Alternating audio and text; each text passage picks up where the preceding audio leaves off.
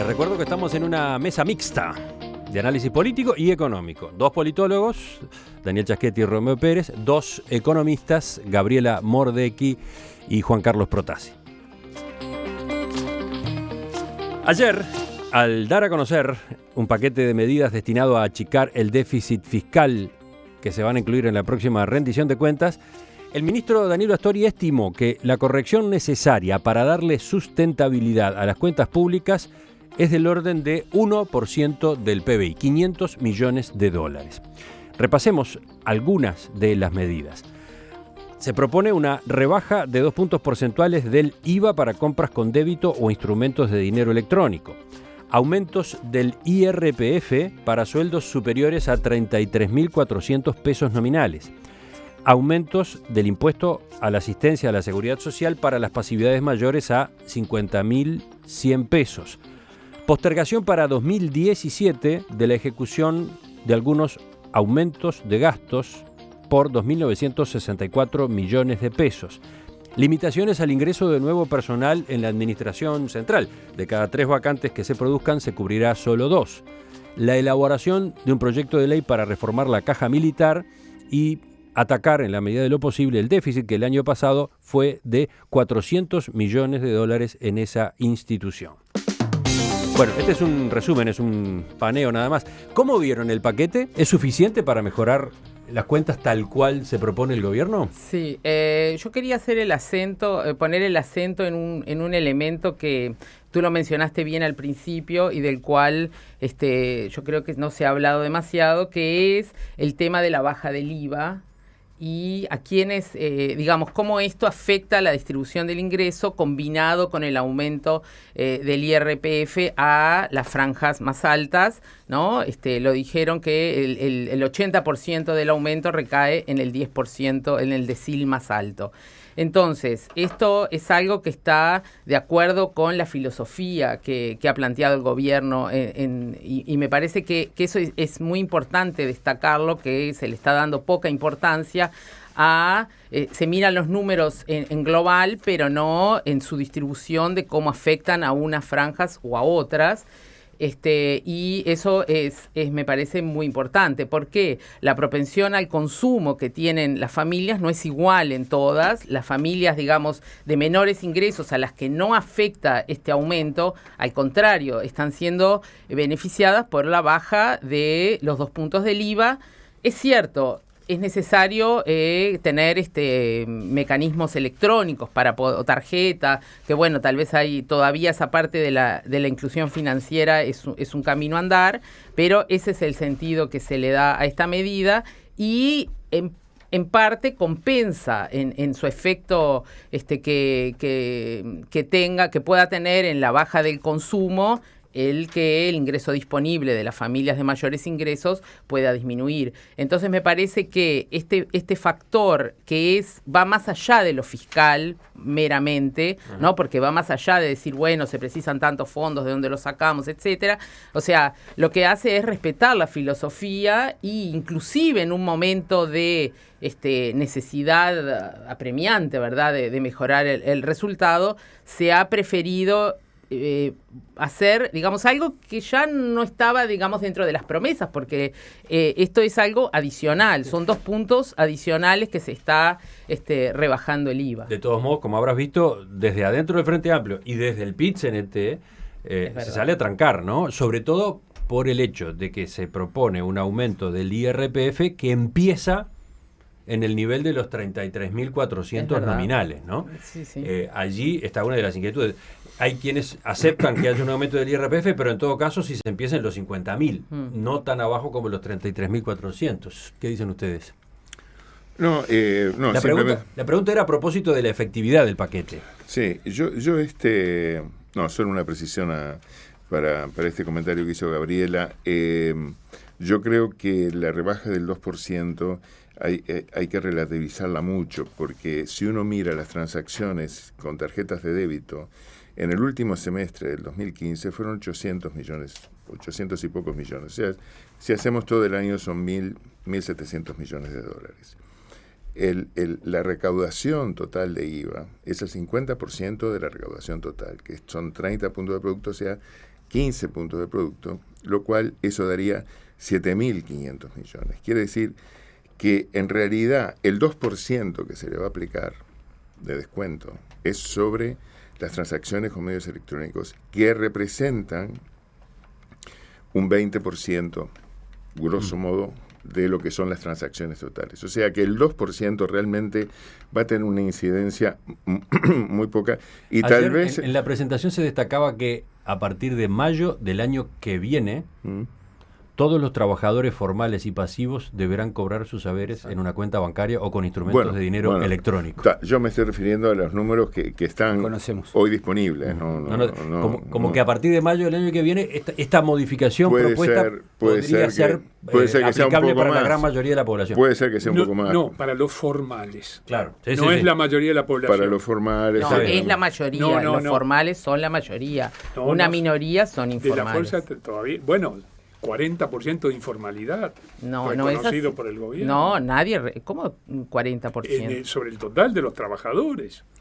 Ha aumentado la formalización, pero no está muy lejos de ser informalidad universal. Está por debajo del 30 ya hace tiempo. Bueno, pero vuelvo a la pregunta, el punto paquete. Sí, el paquete. Yo con respecto al paquete verdaderamente creo que más allá de todo el tema de discusión política, si mintieron, si no mintieron, ¿no? Bueno, yo creo que mirando hacia adelante no tengo vamos a decir, la visión hoy de que con esto se vaya a resolver el problema, sinceramente. ¿Por qué? Porque creo que hay una dinámica en la generación del déficit actual que es de un crecimiento de los intereses por el aumento de la deuda y de un estancamiento en el resultado primario. Entonces, esa brecha va a crecer. ¿Por qué el estancamiento del resultado primario? El estancamiento del resultado primario es porque hay un crecimiento importante del déficit en el Banco de Previsión Social. O sea, si nosotros le sacamos a los 3.6, le sacamos el déficit del BPS. 3.6% del PBI es hoy el déficit fiscal. El déficit fiscal. Le sacamos el déficit de la previsión social del BPS. Ese déficit baja a 1,5 o 1,6. Impresionante. O sea que el déficit sin BPS es solamente 1,5. Quiere decir que el problema está en el BPS. Y el problema del BPS está porque las empresas se están ajustando, porque no tienen más remedio que ajustar, porque los costos son absolutamente insoportables, porque el seguro de desempleo está creciendo, y en tercer lugar la desaceleración económica o en mi modestísima opinión estancamiento y recesión económica que estamos atravesando en este momento. Es decir, yo creo que estar hablando de crecimiento 0,05 es verdaderamente un número irrelevante.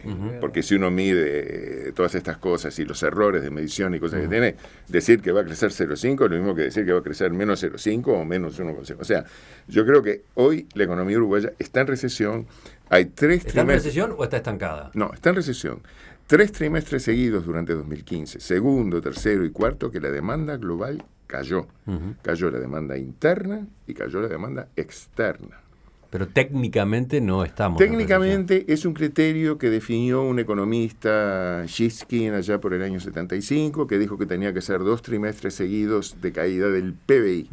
Acá el PBI no cae porque caen, bueno, es un tema técnico, pero caen las importaciones y las importaciones están con signo negativo. Entonces, al caer las importaciones hace que el PBI no haya caído. Pero la demanda global, la demanda de la economía cayó durante 3 trimestres seguidos y es probable que caiga un cuarto trimestre. Entonces, yo creo que si técnicamente no se le quiere llamar recesión, yo creo que es una cuasi recesión o una recesión. Porque los números verdaderamente, como dije antes, no hay mucha diferencia significativa. Y el paquete no es efectivo. Entonces, yo lo que creo es que el paquete no es efectivo. Yo creo que tendría que haber ido por el lado del gasto, como han dicho muchos políticos, representantes de todos lados, Y yo creo que del lado del gasto había mucho para hacer, y hay mucho para hacer. Ahora en todo caso hablamos de eso. ¿Siguen los demás? Daniel, Romeo. Cuando yo conocí el paquete ayer, la primera pregunta que me hice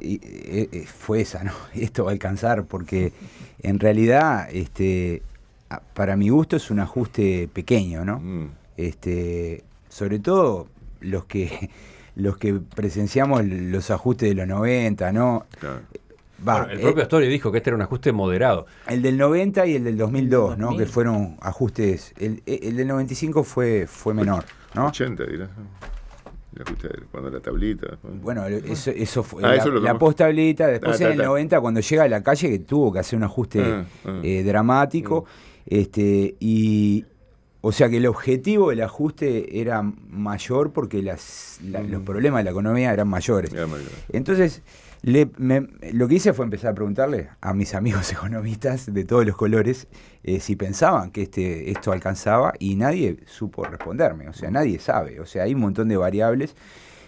Yo lo que hay digo, varias variables que no están claras, además, en cuanto a cómo se ejecutan, claro, cuánto producen impacto, ¿no? Y hay variables externas que también van a impactar y van a determinar si esto alcanza o no. Ahora, lo que yo digo sí es que este es el ajuste posible para este gobierno. ¿Por qué digo esto? Porque, bueno, el menú de ajustes es amplio, ¿no? O sea, se podría haber recortado el gasto, se podría haber, por ejemplo, ido con impuestos por otro lado, se podría haber aumentado, por ejemplo, un punto del FONASA, ¿no? Argumentando de que el FONASA da pérdidas, pero me parece que este es el posible, porque me parece que es el que mejor se recuesta en el programa del Frente Amplio. O sea, ¿cuál es la idea del Frente Amplio? Bueno, tenemos una política tributaria progresiva y, por tanto, hacemos un ajuste progresivo, ¿no? Tratando de golpear a los sectores que tienen mayores ingresos.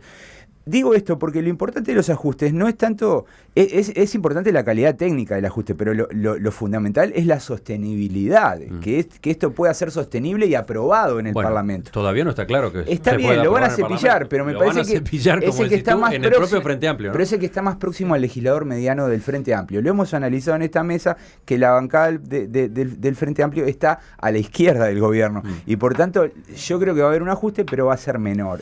Hay quienes entienden que el anuncio de ayer en realidad es para las calificadoras de riesgo. Lo decía de algún modo Azucena Arbeleche más temprano, que es un mensaje como pasarle a las calificadoras de riesgo la decisión política del gobierno de llevar adelante un ajuste de este orden. Porque está la posibilidad de que haya una rebaja de la calificación, la pérdida del investment grade, etcétera. Pero esto va a tener un impacto en el ingreso y en el consumo. O sea que será para las calificadoras, pero que va a afectar, eso no hay duda. De todos modos, va a afectar a partir del año que viene, porque todo esto es 2017, ¿no? Y en cambio la señal es hoy. Pero las expectativas hoy, ¿no? Afecta las expectativas hoy. Bueno, ese es otro tema, ¿no? Ese es otro tema. Quizás afecte a las expectativas hacia abajo, sin tener al mismo tiempo la ventaja de la recaudación, porque la recaudación adicional va a ser el año que viene. Es la peor combinación que ¿Romeo? Sí, en esta mesa hace unos días nos preguntábamos qué capacidad tenía el Frente Amplio, ¿no? O sea, la fuerza de gobierno, de procesar determinadas rectificaciones económicas. Y se hizo alguna mención a la importancia del liderazgo presidencial. Yo creo que el Frente Amplio no está incapacitado para producir algunos ajustes, siempre que el cargo eje del gobierno se lo demande con firmeza. El presidente y el círculo presidencial más íntimo. Creo que eso ha faltado en el procesamiento de estas medidas.